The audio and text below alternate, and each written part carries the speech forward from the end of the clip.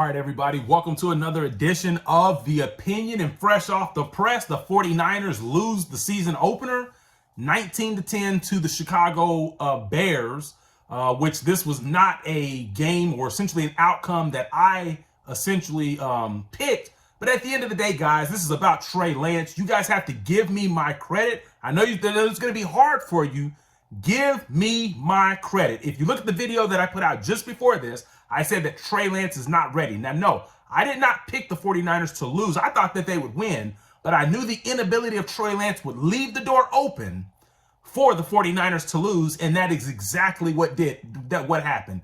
Trey Lance and this offense left the door wide open for the Bears to make a few plays to edge the 49ers. And at the end of the day, when we look at Trey Lance's numbers, he was 13 out of 28, 164 yards. That is a 46% completion percentage. And he had one interception, by the way. No touchdown passes. He actually had Ross Dwelly, I believe it was, wide open and overthrew him. So what do you 49ers fans have to say now? Because when Jimmy G overthrew Juice last year in the Tennessee Titans game, you guys couldn't let that go.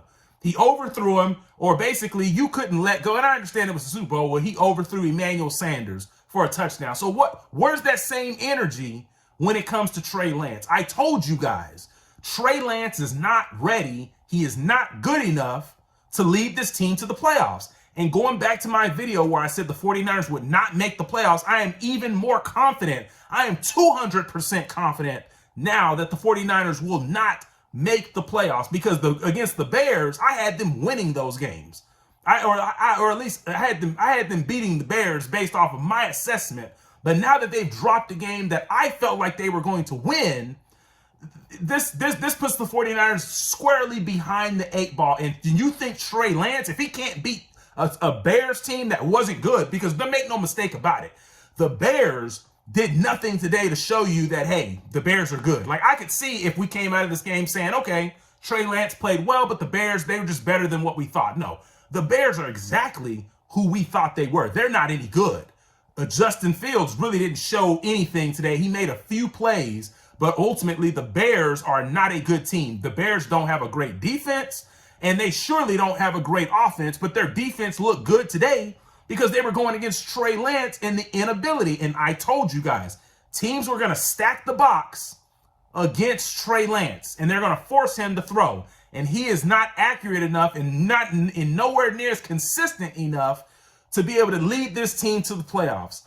So one of the things that, like I said, and I'm a 49ers fan myself. I just want to make that clear. But there's another half of you 49ers fans that ran your mouth all offseason. You said, no, Jimmy G had nothing to do with winning. It was because of Shanahan. It was because of the Debo. It was because of the running game. It was because of the defense. All those things were out there. Shanahan was coaching, check. Debo was out there, check. You still, you ran for it. You outrushed as a team the Chicago Bears, check.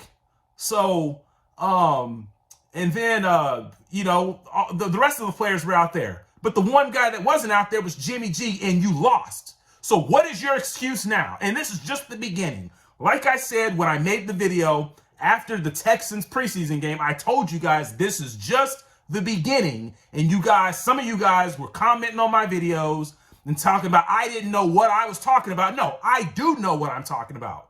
So that's the thing. I'm a 49ers fan, so you should respect my opinion over somebody that's a hater like the Seahawks fan or a Rams fan. Because at the end of the day, if I think the 49ers are going to be good, I'm going to tell you. If I don't think the 49ers are going to be good, I'm going to tell you. If there's a player on the 49ers I think is good, I'm going to tell you. If there's a player on the 49ers team I don't think is any good, I'm going to tell you. But either way, I'm going to tell you. And now you're starting to see that what I've been telling you guys about Trey Lance is coming true. Now, is the 49ers team as a whole a bad team? No, not at all. This team has they have what it takes. They have what it takes roster-wise to go win a Super Bowl.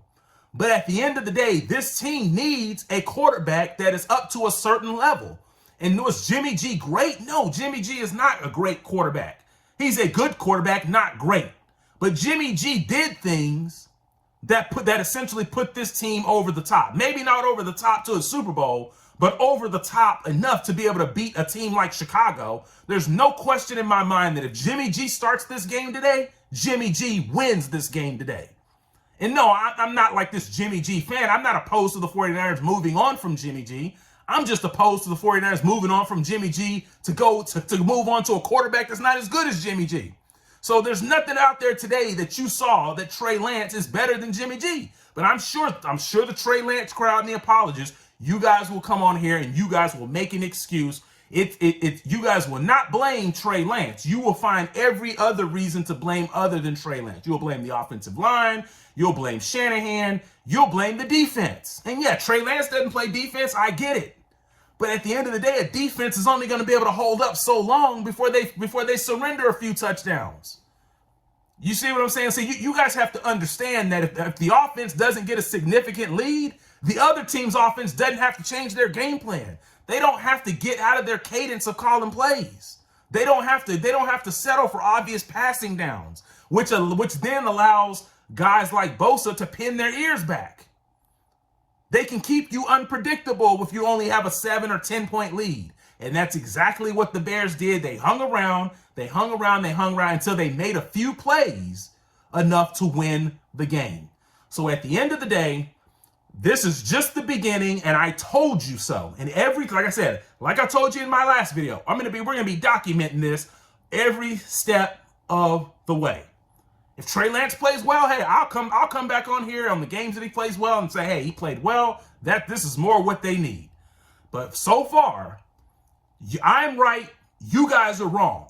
So at the end of the day, like I said, you might want to like and subscribe because you might want to follow this journey.